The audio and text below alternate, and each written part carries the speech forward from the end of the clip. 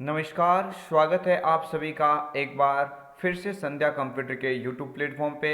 देखिए फ्रेंड्स, 31 जुलाई को जो आपका मेन एग्ज़ाम होने वाला है, इसके लिए फ्रेंड्स हम महत्वपूर्ण क्वेश्चन की सीरीज चला रहे हैं। और फ्रेंड्स, दावा है फ्रेंड्स, जो पहले क्वेश्चन जो एज इट इज एग्ज़ाम में देखने को मिले थे फ्रेंड्स, और उसी तरह फ्रेंड्स इसी एग्ज़ाम में भी हम आपके लिए इम्पोर्टेंट क्वेश्चन की सीरीज स्टार्ट जो आपके समक्ष कर रहे हैं। तो फ्रेंड्स, आपको फ्रेंड्स यहाँ पे याद रखना है कि इस वीडियो के अंतिम समय तक जितने भी क्वेश्चन आपको बताए जा रहे हैं, उन सभी क्वेश्चन को एक बार आप अवश्य देखें। और फ्रेंड्स, अगर आप इस प्लेटफॉर्म पर नए हैं तो इस चैनल को सब्सक्राइब करके बेल आइकन को भी अवश्य क्लिक करें, ताकि आने वाले जो भी नए वीडियो है उनकी नोटिफिकेशन सबसे पहले आप तक पहुंच सके। फ्रेंड्स, आज हम इंपॉर्टेंट क्वेश्चन लेके आए हैं ऑपरेटिंग सिस्टम और उससे रिलेटिव। तो फ्रेंड्स, जुड़े रहना अंतिम समय तक। पहला क्वेश्चन आपकी स्क्रीन के सामने, और क्वेश्चन के अंदर पूछा गया है, निम्न में से ऑपरेटिंग सिस्टम के कार्य है। फ्रेंड्स, चाहे कॉम्पिटिटिव एग्जाम की बात करें या फिर फ्रेंड्स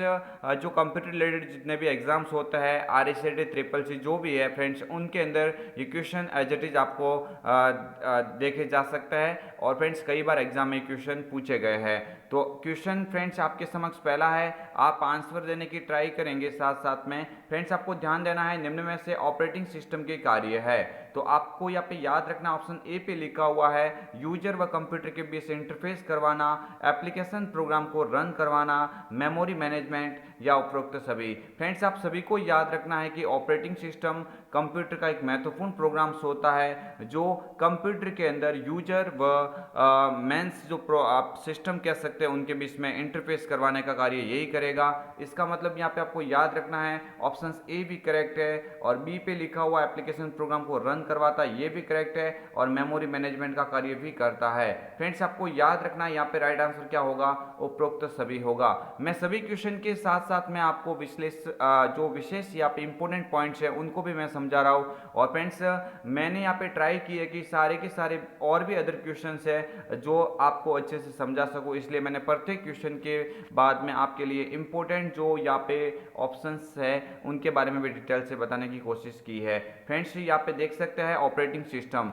क्या होता है। ऑपरेटिंग सिस्टम, इसके बारे में भी आप आसानी से फ्रेंड्स यहाँ पे जान सकते हैं। ये एक सिस्टम सॉफ्टवेयर का भाग होता है, कंप्यूटर संसाधनों का समन्वय करता है, यूजर और कंप्यूटर के बीच इंटरफेस प्रदान करता है, एप्लीकेशन प्रोग्राम को चलाता है। ये प्रोग्राम्स का संग्रह होता है जो कंप्यूटर में इस्तेमाल से संबंधित अनेक तकनीकी विस्तारों का नियंत्रण करता है। आप सभी को याद रखना है, ऑपरेटिंग सिस्टम से संबंधित ये पॉइंट्स आपके एग्जाम में हूबहू कई बार पूछे जा चुके हैं। इसके अलावा फ्रेंड्स, आपको याद रखना है, यूटिलिटीज की बात करें, यूटिलिटीज प्रोग्राम्स का भी आपको याद रखना है। ये यूटिलिटीज सर्विस प्रोग्राम्स होता है। यूटिलिटीज को क्या कहा जाता है, सर्विस प्रोग्राम्स कहा जाता है, और ये कंप्यूटर संसाधनों के प्रबंधन संबंधित कार्य करता है। यानी सीधा सीधा क्वेश्चन एग्जाम में ये भी बनता है कि निम्न में से किस प्रोग्राम को यूटिलिटीज प्रोग्राम के नाम से या सर्विस प्रोग्राम के नाम से जाना जाता है। तो आपको यहाँ पे इसका याद रखना पड़ेगा। आगे फ्रेंड्स, आप देख सकते हैं डिवाइस ड्राइवर, ये भी आपको याद रखना है, ऑपरेटिंग सिस्टम के महत्वपूर्ण घटक के अंदर आता है। तो डिवाइस ड्राइवर की आपको यहाँ पे एक बात याद रखनी है, ये स्पेशलाइज्ड प्रोग्राम्स होता है जो विशेष इनपुट या आउटपुट डिवाइस को शेष कंप्यूटर सिस्टम के साथ में संचार करने की अनुमति देता है। इसी तरह से फ्रेंड्स, सर्वर के बारे में भी आपको याद रखना है कि सर्वर जो होता है ये अलग अलग उपयोगकर्ता से प्राप्त अनुरोध के अनुसार अलग अलग कार्यक्रमों को चलाने में सक्षम है। तो फ्रेंड्स, ये जो मैंने चारों के चारों ये पॉइंट बताया है, ये आपके एग्जाम में कई बार पूछे जा चुके हैं, इसलिए मैं प्रत्येक क्वेश्चन के बाद में जो बनने लायक और भी विशेष पॉइंट है उनको भी समझाने की कोशिश कर रहा हूँ। क्वेश्चन नंबर 2 आपकी स्क्रीन के सामने। फ्रेंड्स, मैं दावा करता हूँ कि इससे बार आपको क्वेश्चन देखने को नहीं मिलेंगे एग्जाम में, क्योंकि फ्रेंड्स अच्छे से मालूम है, हम अनुभव के साथ में, एक्सपीरियंस के साथ में बोल रहे हैं। जितने भी पहले एग्जाम हुए उनके जो भी फ्रेंड्स क्वेश्चन बने हैं, और अच्छे से हमें फ्रेंड्स इसका आइडियाज हो गया है कि अब की बार कौन सा एग्जाम में क्वेश्चन दिखने को मिल सकता है। निम्न में से वह कौन सा वेब ब्राउजर है जो विंडोज 10 के साथ डिफॉल्ट रूप से इस्तेमाल किया जाता है। क्वेश्चन नंबर 2 आपकी स्क्रीन के सामने, और क्वेश्चन एकदम ईजी है, बट अभी से आपको याद रखना है कि ये ऐसे क्वेश्चन जो अभी से आपको इन क्वेश्चन के ऊपर पकड़ बनानी है, ताकि एग्जाम तक आपको इनका बहुत अच्छा फायदा मिल सके। निम्न में से वह कौन सा वेब ब्राउज़र है जो विंडोज़ 10 के साथ डिफ़ॉल्ट रूप से इस्तेमाल किया जाता है? डिफ़ॉल्ट रूप से ऐसा कौन सा वेब ब्राउज़र है जो विंडोज़ के साथ में इस्तेमाल होता है? Microsoft Edge, Google Chrome, Mozilla Firefox या उपरोक्त सभी। तो फ्रेंड्स यहाँ पे आपको याद रखना है कि इसका जो राइट आंसर होगा वो क्या होगा? माइक्रोसॉफ्ट एज होगा। आप सभी को याद रखना है कि विंडोज़ 10 में जो एक वेब ब्राउज़र है जो उसके साथ में लॉन्च किया जाता है, आप सभी को याद रखना है माइक्रोसॉफ्ट एज यहाँ पे करेक्ट हो जाएगा। इसी माइक्रोसॉफ्ट एज को जो विंडोज़ 7 वगैरह थे उसके अंदर फ्रेंड्स आप कह सकते हैं इसको इंटरनेट एक्सप्लोरर के नाम से भी जाना जाता है। फ्रेंड्स इसका पुराना नाम पूछे तो आपको याद रखना है कि इसको फ्रेंड्स इंटरनेट एक्सप्लोरर के रूप में भी जाना जाता है, जबकि इसका नाम बदल के विंडोज 10 में क्या किया गया है? एक्स्ट्रा अपडेट के साथ में माइक्रोसॉफ्ट एज किया गया है। देखते हैं फ्रेंड्स और भी इसके संबंधित जो बनने वाले क्वेश्चन उनके बारे में भी आपको याद रखना है। देख सकते हैं फ्रेंड्स माइक्रोसॉफ्ट एज की जब बात होती है तो आपको याद रखना है कि माइक्रोसॉफ्ट एज क्या होता है। ये एक वेब ब्राउज़र होता है, ये एक वेब ब्राउज़र का प्रकार है जो विंडोज़ 10 के साथ में लॉन्च होता है।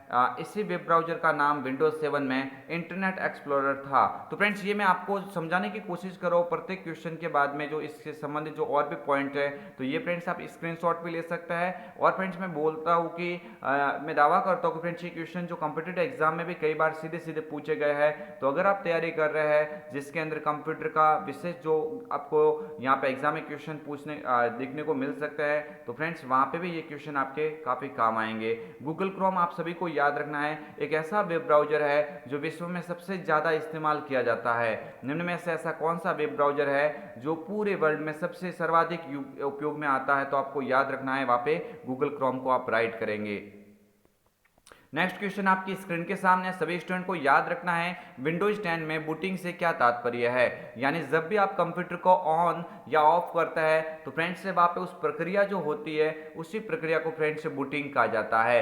यानी किसी सिस्टम को बंद या शुरू करना, ये प्रोसेसिंग जो बीच में होती है इसी प्रोसेसिंग को बूटिंग कहा जाता है। तो आप सभी को याद रखना ऑप्शन ए पे लिखा हुआ है कंप्यूटर स्टार्ट करना, ऑप्शन बी पे लिखा हुआ है कंप्यूटर रिफ्रेश करना, थर्ड ऑप्शन पे लिखा हुआ कंप्यूटर रीस्टोर करना या उपरोक्त सभी। तो विंडोज 10 में जो बूटिंग है उस बूटिंग से क्या तात्पर्य? आप बूटिंग से आपको याद रखना है कि यहाँ पे क्या होता है, कंप्यूटर को स्टार्ट करना ही क्या कहलाता है? बूटिंग कहलाता है।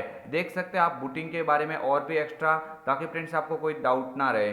क्वेश्चन यहाँ पे तीसरे के अंदर जो और भी इंपॉर्टेंट पॉइंट्स थे वो मैं आपके समक्ष पेश कर रहा हूँ। देखिए फ्रेंड्स बूटिंग की जब बात होती है तो कंप्यूटर को स्टार्ट करना या रीस्टार्ट करना क्या कहलाता है? बूटिंग कहलाता है। इसके अंदर फ्रेंड्स प्रोसेस के 2 टाइप्स होता है, यानी एक तो होता है कोल्ड बूट और एक होता है वार्म बूट। तो इसके बारे में भी कभी कभार डीपली क्वेश्चन यानी अंदर से क्वेश्चन बन सकता है। तो आपको ये भी याद रखना है कि कोल्ड बूट क्या होता है। किसी कंप्यूटर यानी किसी बंद कंप्यूटर को स्टार्ट करना, यानी ऑलरेडी पावर ऑफ है उस पावर ऑफ वाले कंप्यूटर को फ्रेंड्स हम स्टार्ट करता है तो वो फ्रेंड्स क्या कहलाता है? कोल्ड बूट कहलाता है। जबकि वार्म बूट की बात होती है तो किसी कारणवश कंप्यूटर को रीस्टार्ट किया जाता है, उस कंप्यूटर को बंद करके पुनः उसको स्टार्ट किया जाता है, मीन्स कह सकते हैं रीस्टार्ट किया जाता है। उसी फ्रेंड्स प्रोसेस को हम क्या बोलेंगे? वार्म बूट बोलेंगे। तो कंप्यूटर के अंदर बूटिंग 2 तरह की होती है, कोल्ड बूट और वार्म बूट। कंप्यूटर को स्टार्ट या रीस्टार्ट करना आप बूटिंग कह सकते हैं। नेक्स्ट क्वेश्चन, आगे वाले क्वेश्चन की ओर बढ़ते हैं। आप सभी स्टूडेंट को याद रखना है आपके लिए और भी महत्वपूर्ण जो धमाकेदार सीरीज हम आपके समक्ष पेश करेंगे, आप इस चैनल के साथ में अभी से जुड़ जाइए। और पूरे राजस्थान के अंदर सबसे पहले हमने आरएसआईटी की तैयारी के लिए आपके लिए महत्वपूर्ण क्वेश्चन का पिटारा यानी इंपॉर्टेंट क्वेश्चन सीरीज हमने स्टार्ट की है। तो फ्रेंड्स अगर आप इस चैनल पर नए हैं तो चैनल को सब्सक्राइब भी अवश्य कीजिए, ताकि जो भी हमारे फैकल्टीज के द्वारा विभिन्न प्रकार की जो इंपॉर्टेंट क्लासेज जो ली जाएगी वो फ्रेंड्स सबसे पहले आप तक पहुंच सके। फ्रेंड्स क्वेश्चन नंबर 4 आपके स्क्रीन के सामने है।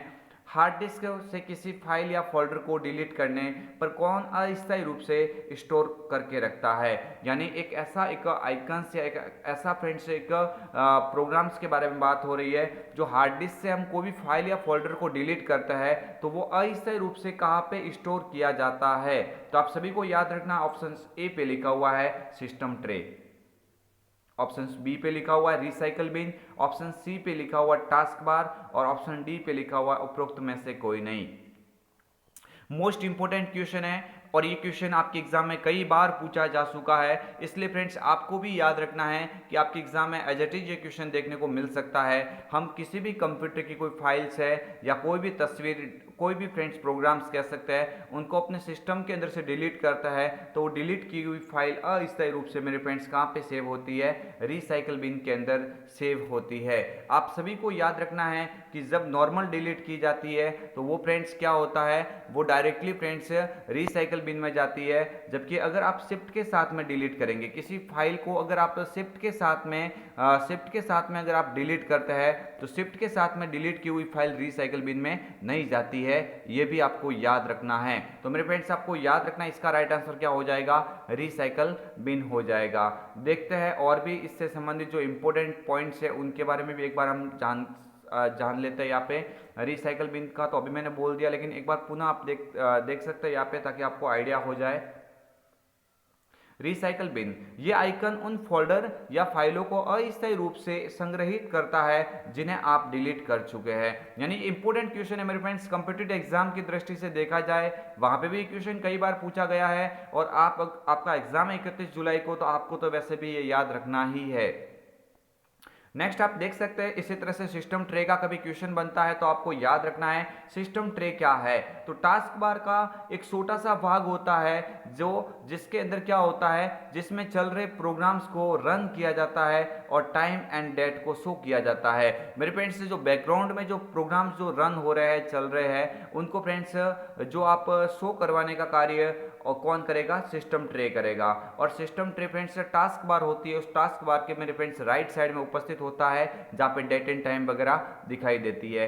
टास्क बार की भी बात कर लेते हैं फ्रेंड्स, ये भी इंपॉर्टेंट क्वेश्चन बनता है इसका। टास्क बार क्या होती है फ्रेंड्स, ये डेस्कटॉप के सबसे निचले या सबसे नीचे एक डंडाकृति आकार में होती है, और यहाँ पे क्या होता है, स्टार्ट मेन्यू भी उपस्थित होता है। तो डेस्कटॉप के सबसे नीचे वाली बार को हम क्या कहते हैं, टास्क बार। ये अच्छे से आपको मालूम होगा या फिर अभी याद भी रखना है।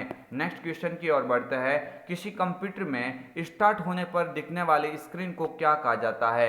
यानी एकदम बेसिकली क्वेश्चन है, बट एग्जाम में इसका कई बार सीधे सीधे तौर पे क्वेश्चन बनता है, इसलिए आपको याद रखना है। हम अपने सिस्टम को जैसे ही स्टार्ट करते हैं तो सबसे पहले हमारे सामने जो स्क्रीन दिखाई देती है, मेरे फ्रेंड्स जो स्क्रीन जो दिखाई देती है, इस स्क्रीन को क्या कहा जाता है, यही क्वेश्चन इसके अंदर पूछा जा रहा है। तो आप सभी को याद रखना है कि जो कंप्यूटर को स्टार्ट करने के बाद में जो सर्वप्रथम आपके सामने जो डिस्प्ले दिखाई देती है उसको डेस्कटॉप के नाम से जाना जाता है। आप सभी को याद रखना है ऑप्शन सी पे लिखा हुआ है डेस्कटॉप, यहाँ पे क्या हो जाएगा, करेक्ट आंसर हो जाएगा। सिस्टम आइकन्स, माई कंप्यूटर और शॉर्टकट आइकन्स के बारे में भी हम थोड़ी और भी बात कर लेते हैं। देख सकते हैं डेस्कटॉप का तो अभी हमने बात यहाँ पे आपको बात बताई है। डेस्कटॉप क्या होता है, तो कंप्यूटर पर सर्वप्रथम खुलने वाली स्क्रीन को डेस्कटॉप कहा जाता है, जहाँ पे आप विभिन्न प्रकार के आइकन्स वगैरह देखते हैं। आप नेक्स्ट देख सकते हैं शॉर्टकट आइकन किसे कहते हैं, तो ये छोटे आइकन होते हैं जिन्हें निचले बाएं कोने में तीर से दर्शाया जाता है। यानी जो सॉफ्टवेयर होता है उसके ऐसे तीर आकार में ऐसे मेरे फ्रेंड्स दर्शाया जाता है शॉर्टकट आइकन्स के रूप में, ये देखे जा सकता है। जैसे प्रोग्राम, डॉक्यूमेंट, प्रिंटर आदि हम कह सकते हैं। माई कंप्यूटर क्या होता है, आप सभी को अच्छे से मालूम होगा कि ये आइकन्स आपके कंप्यूटर से जुड़े स्रोतों को ब्राउज करता है। यानी माई कंप्यूटर में फ्रेंड्स एक आइकन्स होता है जो आपके सिस्टम जो डेस्कटॉप के ऊपर उपस्थित होता है, और वहाँ पे फ्रेंड्स इससे संबंधित जो भी मतलब स्रोत होते हैं, जो फाइल्स होती है, उनको ब्राउज करके रखता है।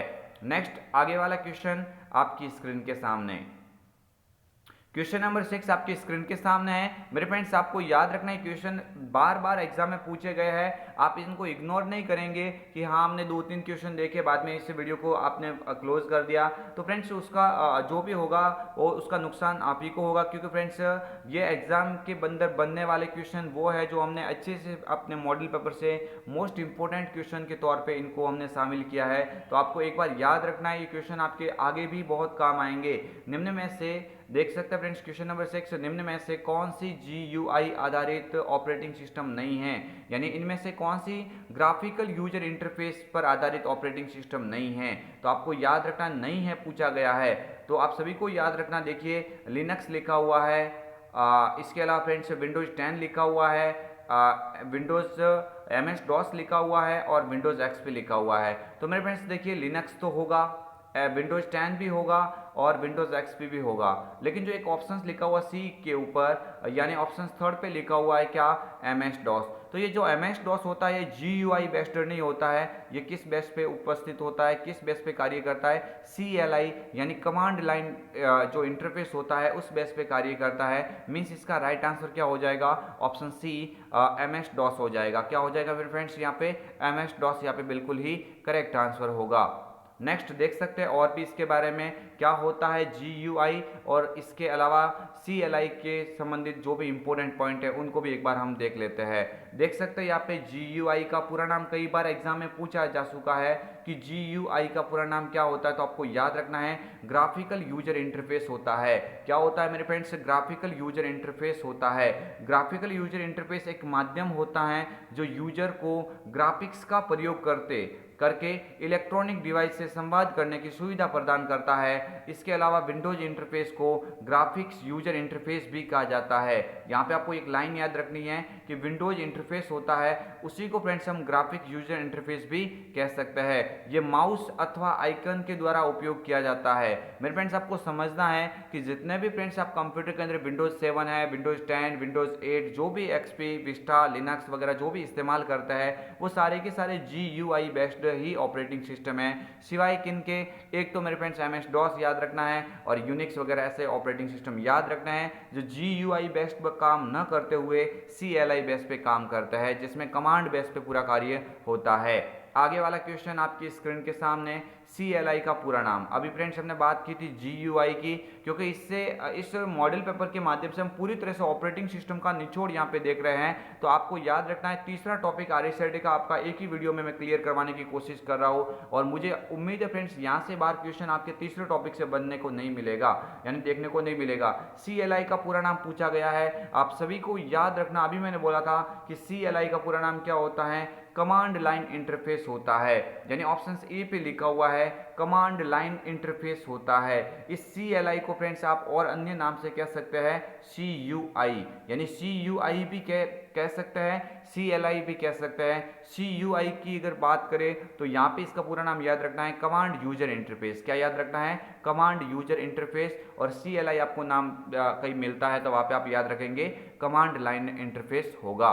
देख सकते हैं और भी इसके बारे में फ्रेंड्स से थोड़ा हम विस्तृत से देखने की कोशिश करते हैं। देख सकते हैं C L I. C L I friends पूरा नाम क्या होता है, कमांड लाइन इंटरफेस होता है। क्या होता है मेरे फ्रेंड्स, कमांड लाइन इंटरफेस होता है। और आपको याद रखना है कमांड यूजर इंटरफेस में कमांड आधारित नेविगेशन किया जाता है। उदाहरण के तौर पे हम इसके एग्जांपल के तौर पे देखेंगे तो एम एस डॉस यानी माइक्रोसॉफ्ट डिस्क ऑपरेटिंग सिस्टम और यूनिक्स, ये दो ऐसे एग्जांपल आप याद रखना जो किसकी श्रेणी में आते हैं, सी एल आई की श्रेणी में आते हैं। इसके अलावा जो भी आप विंडोज 7, विंडोज 10, 8 जो भी इस्तेमाल करते हैं ऑपरेटिंग सिस्टम, वो सारे के सारे जी यू आई बेस्ड होते हैं। आगे वाला क्वेश्चन आपकी स्क्रीन के सामने है, निम्न में से कौन सा मोबाइल ऑपरेटिंग सिस्टम का उदाहरण है। मेरे फ्रेंड्स आपको याद रखना है निम्न में से कौन सा मोबाइल ऑपरेटिंग सिस्टम का उदाहरण है। तो आपको थोड़ा समझना है मोबाइल ऑपरेटिंग सिस्टम कौन कौन से होते हैं वो भी आपको याद रखना है। आपके मोबाइल के अंदर आप सर्वाधिक फ्रेंड्स इस्तेमाल आपको देखने को मिलता होगा एंड्रॉइड, तो आप सभी को मालूम है होता ही है। ये iOS होता है फ्रेंड्स, ये आईफोन के अंदर वगैरह यूज होता है। जो आईफोन वगैरह होते हैं एप्पल कंपनी के, उनके अंदर जो ऑपरेटिंग सिस्टम होता है मोबाइल का वो कौन सा होता है, iOS होता है। और विंडोज फोन ये भी फ्रेंड्स माइक्रोसॉफ्ट कंपनी द्वारा विकसित एक मोबाइल ऑपरेटिंग सिस्टम का उदाहरण है। मीन्स यहाँ पे राइट आंसर क्या हो जाएगा, उपरोक्त सभी हो जाएगा। यानी तीनों के तीनों जो ऑप्शंस दिए हुए हैं तीनों किसके उदाहरण हैं, मोबाइल ऑपरेटिंग सिस्टम की श्रेणी में आते हैं। आगे वाला इसके बारे में और भी विस्तृत से हम जानकारी देख सकते हैं। यहाँ पे एंड्रॉइड की जब बात होगी तो आपको याद रखना है कि एंड्रॉइड क्या है, ये एक ऑपरेटिंग सिस्टम जो गूगल कंपनी है, उन्होंने फ्रेंड्स 2007 के अंदर इसको प्रस्तुत किया था। और ये लिनक्स पर आधारित ऑपरेटिंग सिस्टम है। इसे प्रमुख रूप से टच स्क्रीन मोबाइलों जैसे टैबलेट, स्मार्टफोन आदि में उपयोग किया जाता है। आप सभी को अच्छे से मालूम होगा, इसके बारे में एक्स्ट्रा बताने की मेरे ख्याल से आवश्यकता नहीं होगी, क्योंकि आज के टाइम में प्रत्येक स्टूडेंट इसका उपयोग करता है। iOS की बात करें तो ये जो इनकॉर्पोरेशन द्वारा निर्मित एक बहुत लोकप्रिय ऑपरेटिंग सिस्टम है और इसका मुख्य रूप से एप्पल के आईफोन, आईपॉड और आईपैड इत्यादि में उपस्थित इसको देखा जा सकता है। इसी तरह से फ्रेंड्स आपको विंडोज़ फ़ोन भी यहाँ पे याद रखना है कि माइक्रोसॉफ्ट कंपनी द्वारा विकसित किया गया है। विंडोज़ फ़ोन किसके द्वारा विकसित किया गया है? माइक्रोसॉफ्ट कंपनी द्वारा विकसित किया गया एक मोबाइल ऑपरेटिंग सिस्टम का ही उदाहरण है। नेक्स्ट आगे वाला क्वेश्चन हम देखते हैं। क्वेश्चन नंबर 9 आपकी स्क्रीन के सामने है। निम्न में से किस ऑपरेटिंग सिस्टम में स्टार्ट बटन टास्क बार पर मौजूद नहीं है? मोस्ट इंपोर्टेंट क्वेश्चन, कई बार एग्जाम में पूछा गया है कि ऐसा कौन सा ऑपरेटिंग सिस्टम लॉन्च किया गया था जिसके अंदर टास्क बार के ऊपर स्टार्ट बटन मौजूद नहीं था। ऑप्शन ए पे लिखा हुआ है विंडोज 10, ऑप्शन बी पे लिखा हुआ है विंडोज 8, ऑप्शन सी पे लिखा हुआ विंडोज एक्सपी और विंडोज 7। तो फ्रेंड्स आपको याद रखना है इन चारों में से कौन सा ऑपरेटिंग सिस्टम है जिसमें स्टार्ट बटन आपको सवत ही यहाँ पे जो टास्क बार होती है वहाँ पे मौजूद यहाँ पे नहीं मिलता है। तो आपको याद रखना है कौन सा है वो ऑपरेटिंग सिस्टम। आप सभी को याद रखना है विंडोज़ 8 हो जाएगा। क्या हो जाएगा मेरे फ्रेंड्स? विंडोज़ 8 हो जाएगा। आगे वाला क्वेश्चन, इससे पहले इसके बारे में और भी जानकारी देख लेते हैं थोड़ी बहुत। विंडोज़ 8 होता है, ये विंडोज़ 8 व 8.1 दोनों आपको याद रखना है। 8 व 8.1 ऐसे ऑपरेटिंग सिस्टम है जिसमें स्टार्ट मेन्यू या स्टार्ट मेन्यू होता है वो टास्क बार पर मौजूद नहीं है। ये माइक्रोसॉफ्ट कंपनी द्वारा विकसित किया गया था। जैसे ही विंडोज़ 8 को थोड़ा और भी फ्रेंड्स अपडेट किया और विंडोज़ 10 आया तो पुनः इस स्टार्ट बटन को लॉन्च किया गया। आगे वाला क्वेश्चन और इस मॉडल पेपर का महत्वपूर्ण क्वेश्चन आपकी स्क्रीन के सामने है, ये भी आपको अच्छे से याद रखना है ताकि एग्जाम में कोई डाउट ना रहे। निम्न में से कौन स्क्रीनशॉट लेने की सुविधा प्रदान करता है? विंडोज़ आपको याद रखना है जो विंडोज़ 7 है, विंडोज़ 10 है, इनके अंदर ऐसा कौन सा एक टूल्स होता है जो फ्रेंड्स क्या करता है, जो स्क्रीनशॉट लेने की सुविधा प्रदान करता है। तो आप सभी को याद रखना है। ऑप्शन ए पे लिखा हुआ मैथ इनपुट पैनल, बी पे लिखा हुआ स्निपिंग टूल्स, सी पे लिखा हुआ स्टेटस बार और डी पे लिखा हुआ टाइटल बार। तो आप सभी को याद रखना है। अगर ये क्वेश्चन बनता है तो आप सभी को इतना याद रखना है कि जो स्निपिंग टूल्स होता है इसका उपयोग आप कह सकते हैं किसके लिए करता है? स्क्रीनशॉट लेने के लिए करता है। यानी स्क्रीनशॉट लेने की सुविधा कौन प्रदान करता है? हमें स्निपिंग टूल्स के द्वारा ये कार्य किया जा सकता है। देख लेते हैं और भी मैथ इनपुट पैनल के बारे में वगैरह एक्स्ट्रा जानकारी ताकि आपको एग्जाम में डाउट ना रहे। फ्रेंड्स मैं आपको क्या कर रहा हूँ, यहाँ पे मैं एक क्वेश्चन के माध्यम से आपको 4 से 5 और भी एक्स्ट्रा क्वेश्चन यहाँ पे बता रहा हूँ। तो फ्रेंड्स आपको समझना है कि प्रत्येक क्वेश्चन के अंदर हम यहाँ पे 5 से 6 क्वेश्चन को लेके चल रहे हैं। तो इस तरह से आपको याद रखना है। भले हम यहाँ पे क्वेश्चन कम कर रहे हैं लेकिन उससे संबंधित जितने भी बनने वाले क्वेश्चन हैं उनको भी हम यहाँ पे अच्छे से समझा रहे हैं ताकि आपको एग्जाम में कोई भी दिक्कत का सामना ना करना पड़े। फ्रेंड्स आपको याद रखना है स्निपिंग टूल्स का, अभी मैंने बोला कि इसके द्वारा कंप्यूटर में अलग अलग प्रकार के स्क्रीनशॉट लिए जा सकता है। इसके अलावा ऑप्शंस देखो बी पे था, उसके बारे में हम समझते हैं। जब मैथ इनपुट पैनल की कभी बात होती है तो आपको याद रखना है कि ये क्या कार्य करता है। इसके द्वारा कंप्यूटर में मैथमेटिकल प्रॉब्लम्स को सॉल्व किया जाता है। ये आप इतना याद रखना कि कंप्यूटर के अंदर मैथमेटिकल प्रॉब्लम्स को सॉल्व करने के लिए आप मैथ इनपुट पैनल का उपयोग करेंगे। स्टेटस बार का आपको याद रखना है। आप सभी को याद रखना टास्क बार के जस्ट ऊपर साइड में होती है जो यूजर के द्वारा किए गए कार्यों की स्थिति बताने का ये कार्य करती है। फ्रेंड्स आपको याद रखना किसके बारे में बात हो रही है? स्टेटस बार के बारे में। अगर टाइटल बार की बात होती है तो डेस्कटॉप के सबसे ऊपर भाग में, यानी डेस्कटॉप होता है उसके सबसे ऊपरी भाग में या फिर किसी भी एप्लीकेशन प्रोग्राम्स को आप ओपन करते हैं तो सबसे ऊपर जो दिखाई देती है जहाँ पे क्लोज बटन वगैरह दिखाई देता है और जो भी आप किसी फाइल का नाम रखते हैं उस फाइल का नाम भी उसी बार पे दिखाई देता है। मीन्स वो कौन सी बार होती है? टाइटल बार होती है। तो फ्रेंड्स ये हम आपके लिए लेके आए थे महत्वपूर्ण इंपोर्टेंट क्वेश्चन ऑपरेटिंग सिस्टम, यानी आपका जो RSAT का यूनिट नंबर जो तीसरा है उस थर्ड यूनिट के संबंधित जो भी इंपोर्टेंट क्वेश्चन थे वो आज हमने इस मॉडल पेपर के अंदर कवर किए हैं।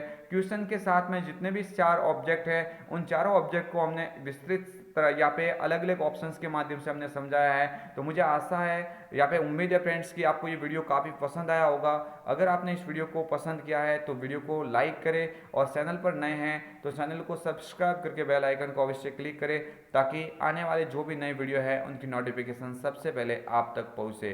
फ्रेंड्स और भी हम इसी तरह से धमाकेदार सेशन के साथ में आपके साथ अंतिम एग्जाम के अंतिम टाइम तक हम जुड़े रहेंगे और भी विभिन्न प्रकार की फैकल्टी आपके लिए मॉडल पेपर तैयार कर रही है अच्छे से। तो अगर फ्रेंड्स आप चाहते हैं कि हमारे भी अच्छे से अच्छे परसेंटेज बने तो फ्रेंड्स आप आज ही इस चैनल के साथ में जुड़ जाइए और फ्रेंड्स अपने तैयारी के अंदर डालें एक नई जान। यानी कॉम्पिटिटिव एग्जाम की बात करता हूँ मैं, उसके अंदर जो भी इंपॉर्टेंट कंप्यूटर रिलेटेड जो क्वेश्चन बनेंगे फ्रेंड्स, आपका नॉलेज इतना बेहतर हो जाएगा कि आने वाले कॉम्पिटिटिव एग्जाम के अंदर भी कंप्यूटर के क्वेश्चन आपके गलत होने की काफ़ी कम चांसेज रहेंगे। क्योंकि फ्रेंड्स ये सारे के सारे इंपॉर्टेंट क्वेश्चन वो है जो हम RSIT के लिए तो करवा ही रहे हैं, लेकिन ये ऐसे क्वेश्चन है जो एवरी टाइम कॉम्पिटिटिव एग्जाम में भी सीधे सीधे पूछे गए हैं। तो फ्रेंड्स आप कमेंट कीजिए आपको ये कैसा लगा वीडियो। अंतिम समय के लिए फ्रेंड्स एक बार और भी फ्रेंड्स मैं बोल देता हूँ कि आप इस चैनल पर नए हैं तो चैनल को सब्सक्राइब अवश्य करें, ताकि जो भी नए वीडियो है उनकी नोटिफिकेशन सबसे पहले आप तक पहुँचे। मिलेंगे कल एक और अन्य वीडियो के साथ में, तब तक के लिए जय हिंद, वंदे मातरम, जय भारत।